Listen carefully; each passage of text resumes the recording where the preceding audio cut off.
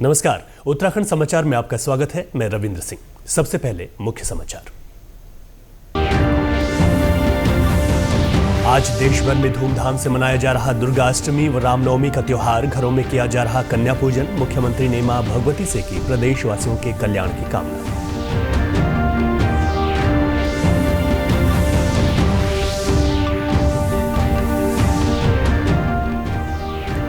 देहरादून जिलाधिकारी सविन बंसल ने शहर की सफाई व्यवस्था का लिया जायजा। कूड़ा उठाने के लिए समय पर न निकलने वाले वाहनों की पेनल्टी लगाने के दिए निर्देश।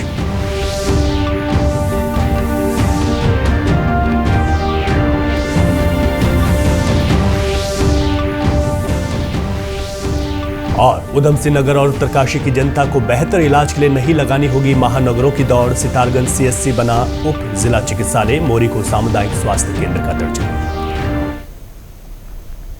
अब समाचार विस्तार से। सबसे पहले बात करेंगे नवरात्रि के पावन पर्व की। आज देश भर में धूमधाम के साथ दुर्गाष्टमी व रामनवमी का त्योहार मनाया जा रहा है। उत्तराखंड के सभी मंदिरों में भी सुबह से ही भक्तों का तांता लगा हुआ है। मंदिरों में माता के जयकारे लगाए जा रहे हैं, तो वहीं घरों में आज कन्या पूजन किया जा रहा है। भक्तिमय माहौल में सभी लोग दुर्गा माता का आशीर्वाद ले रहे हैं। इस खास मौके पर मुख्यमंत्री पुष्कर सिंह धामी ने भी आज शासकीय आवास पर शारदीय नवरात्रि के नवम दिवस पर मां सिद्धिदात्री की आराधना कर कन्या पूजन किया और आदिशक्ति मां भगवती से समस्त प्रदेशवासियों के कल्याण की कामना की।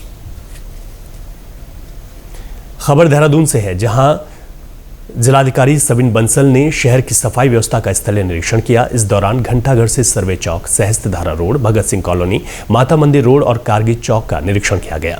निरीक्षण के दौरान कूड़ा उठान व्यवस्थाओं का जायजा लिया गया। साथ ही जिलाधिकारी ने डोर टू डोर कूड़ा उठान व्यवस्थाओं का भी औचक निरीक्षण किया, जिसके बाद खराब वाहनों को ठीक कराने और संबंधित कंपनियों की आरसी काटने के निर्देश दिए गए। निरीक्षण के दौरान 4 वाहन खराब पाए गए, जबकि 11 वाहन कूड़ा कलेक्शन के लिए समय पर नहीं निकले, जिनकी पेनल्टी लगाने के भी निर्देश जिलाधिकारी ने दिए हैं। मुख्यमंत्री पुष्कर सिंह धामी के नेतृत्व में उत्तराखंड सरकार राज्य में स्वास्थ्य सेवाओं को बेहतर बनाने के लिए लगातार कोशिशों में जुटी है।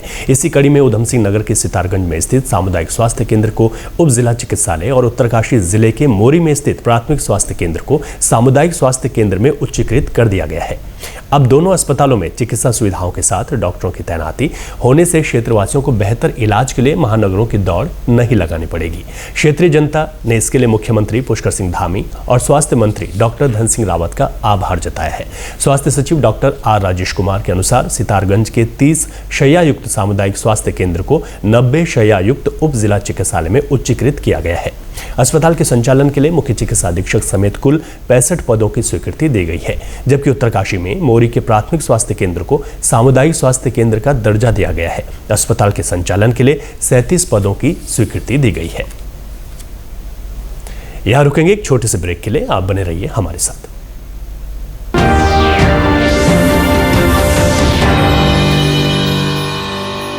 आज का समय बेहद ही कॉम्पिटिटिव है, इसीलिए हम लेकर आए हैं आपकी समस्याओं का एक समाधान, यानी doctor Kanchan's ABS coaching hub for all classes, boards and subjects, all under one roof, जहां सभी सब्जेक्ट्स के एक्सपर्ट्स और डेडिकेटेड टीचर्स संवारेंगे आपके बच्चों का कल और बनाएंगे उन्हें सफल। Because success starts here. Break के बाद एक बार फिर आपका स्वागत है। खबर पौड़ी से है, जहां शहर में गंदगी फैलाने वालों की अब खैर नहीं। शहर को स्वच्छ बनाए रखने के लिए मुख्य सचिव के निर्देश पर नगर पालिका परिषद ने 14 जगहों पर सीसीटीवी कैमरे लगाए हैं। इस पहल से शहर में स्वच्छता को लेकर सकारात्मक बदलाव आने की उम्मीद जताई जा रही है। नगर पालिका परिषद के अधिशासी अधिकारी गौरव हसीन ने बताया कि पौड़ी शहर को साफ और स्वच्छ बनाने के लिए घरों और दुकानों से कूड़ा इकट्ठा किया जा रहा है। वहीं जो लोग महत्वपूर्ण स्थानों पर कूड़ा फेंक रहे थे, वहां सीसीटीवी कैमरे लगाए गए हैं। साथ ही लोगों को चेता दिया गया है कि अगर कोई भी व्यक्ति कूड़ा फेंकता पाया जाता है तो उसके खिलाफ चालान की कार्रवाई अमल में लाई जाएगी। उन्होंने लोगों से अपील की है कि अपने शहर को साफ और स्वच्छ रखने में सहयोग करें। मुख्य सचिव महोदय ने निर्देश दिए थे कि जितने भी ऐसे स्थान हैं जहाँ पे कूड़ा पड़ता है उन सब में सीसीटीवी कैमरे लगाए जाए और उन कैमरों का प्रचार प्रसार करते हुए लोगों को ये मैसेज दिया जाए कि जो कूड़ा है वो नगर पालिका की जो वाहन है या जो कार्मिक है उन्हीं को दे, उन्हीं को उपलब्ध कराएं, जिससे शहर में समुचित सफाई व्यवस्था बनाई जा सके। तो इसी क्रम में हमारे द्वारा वर्तमान में 14 स्थानों पर सीसीटीवी कैमरे लगाए गए हैं, जैसे लक्ष्मी नारायण मंदिर के समीप, एजेंसी तिराहे के समीप, कंडोलिया के समीप अंबर कैफे है द्वारीधार में, उसके समीप इस तरह 14 स्थानों पर, बस अड्डे के समीप 14 स्थानों पर सीसीटीवी कैमरे लगाए गए हैं और इनकी मॉनिटरिंग जो है वो सफाई निरीक्षक द्वारा की जाती है और जल्द ही अभी हम पब्लिक को अवेयर कर रहे हैं और इसके बाद जो भी व्यक्तियों द्वारा इन स्थानों पर कूड़ा डाला जाएगा उनके विरुद्ध सीसीटीवी के माध्यम से उसकी जांच करते हुए चालानी कार्रवाई अमल में लाई जाएगी। उधम सिंह नगर में धान की खरीद शुरू हो चुकी है, लेकिन क्रय केंद्रों पर आवक अभी कम है। किसानों की माने तो धान खरीद से संबंधित उप जिलाधिकारी का पोर्टल नहीं खुलने के कारण उन्हें परेशानी का सामना करना पड़ रहा है। यहाँ थोड़ी दिक्कत हो रही है, पोर्टल बंद पड़ा है जिससे यहाँ माल का उठान नहीं हो रहा है। यहाँ तोल तो हमारी हो रही है, सही हो रही है, लेकिन ये माल यहाँ स्टॉक पड़ा है, ये उठ नहीं पा रहा है। वहीं अधिकारियों का कहना है कि सभी क्रय केंद्र सक्रिय हैं, हालांकि बाजार में मूल्य ज्यादा होने और धान में मानक से अधिक नमी होने के चलते आवक प्रभावित है। अपर जिलाधिकारी ने बताया कि धान की फसल में नमी की अधिकता के चलते धान की कटाई सुचारू ढंग से नहीं शुरू हो पाई है। इसके अलावा बाजार में कीमत ज्यादा होने के कारण किसान अपनी धान की फसल को बाजार में बेच रहे हैं। मैं स्पष्ट करना चाहूँगा 214 जो हमारे क्रय केंद्र हैं वो सक्रिय हैं। कच्चे आढ़तियों का और बाकी जो रजिस्ट्रेशन होते हैं वो हो चुके हैं, पर्याप्त मात्रा में हो चुके हैं। अभी आवक खटीमा और किच्छा की अपेक्षा अन्य तहसीलों में आवक अभी कम है और किच्छा में अभी पिछले गत वर्षों की अपेक्षा लगभग 3 गुना आवक हुई है, तो वहाँ संतोषजनक स्थिति है। दूसरा, अभी जो संज्ञान में आया, कल हमारी जिलाधिकारी महोदय ने समीक्षा बैठक भी करी थी, तो उसमें संज्ञान में आया है कि धान में अभी नमी ज़्यादा है, तो 25% से अधिक नमी होने पर फिर खरीद नहीं हो पाती, उनकी कटौती की बात भी नहीं हो पाती है।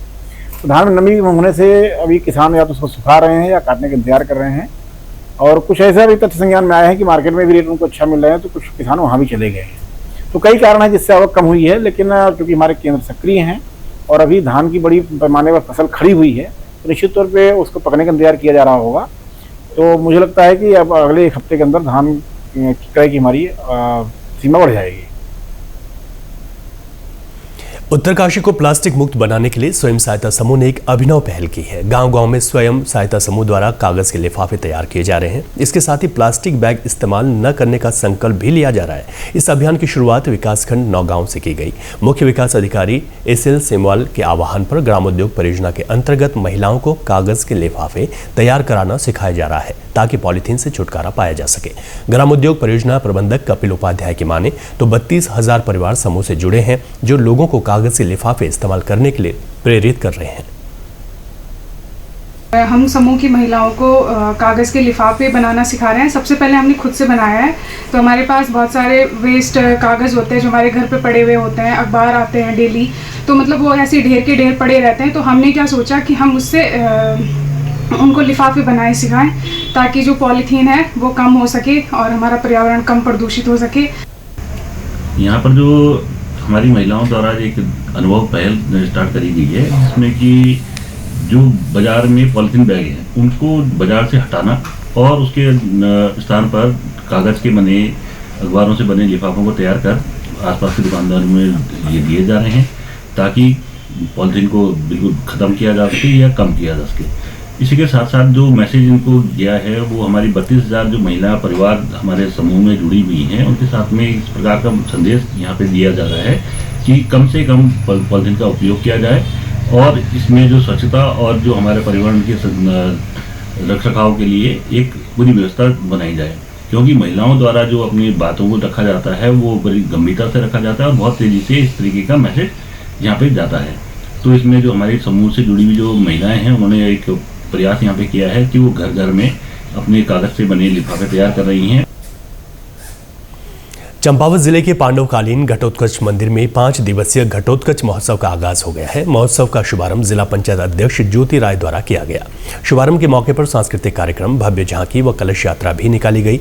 5 दिन तक चलने वाले इस महोत्सव में खेलकूद, बौद्धिक प्रतियोगिताओं के साथ ही सांस्कृतिक कार्यक्रमों का आयोजन किया जाएगा। बता दें कि पहले घटोत्कच मंदिर में दशे मेले का आयोजन किया जाता था, लेकिन साल 2018 के बाद इस स्थान का महोत्सव का आयोजन किया जा रहा है। इस महोत्सव में केंद्र व राज्य सरकार की विभिन्न जन कल्याणकारी योजनाओं की जानकारी के लिए जिला प्रशासन द्वारा स्टॉल लगाए जाते हैं। इसके साथ ही स्थानीय कलाकारों को सांस्कृतिक मंच भी मिलता है, जिसका सभी गांव के लोग भरपूर आनंद उठाते हैं।